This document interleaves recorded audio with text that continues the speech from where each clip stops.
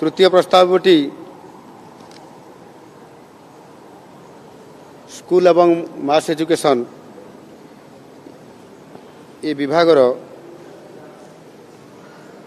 जो राज्य में प्राथमिक और उच्च प्राथमिक विद्यालय गुड़िकर शिक्षार गुणात्मक मान वृद्धि निमंते 20,000 कनिष्ठ शिक्षक योजना भित्तिक नियुक्ति निमंते ओडिशा विद्यालय शिक्षा कार्यक्रम प्राधिकरण तरफ विज्ञापन प्रकाश करा जायथिला। ये मामलार विचार करी राज्यर मान्यवर उच्च न्यायालय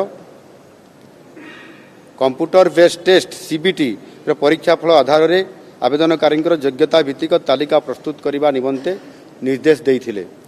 उक्त निर्देशनामा अनुजाई आवेदनकारी योग्यता भित्तिक तालिका प्रस्तुत करा जाई अछि।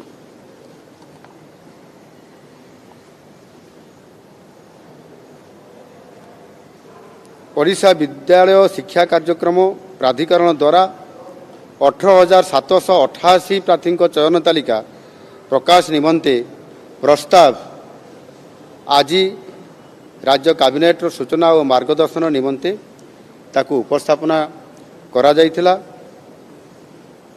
चयन तालिका अंतर्भुक्त प्रार्थी मानकर सर्टिफिकेट वेरिफिकेशन एवं नियुक्ति प्रक्रिया को त्वरान्वित करने को कैबिनेट विद्यालय और गणशिक्षा विभाग को निर्देश देइछन्ति।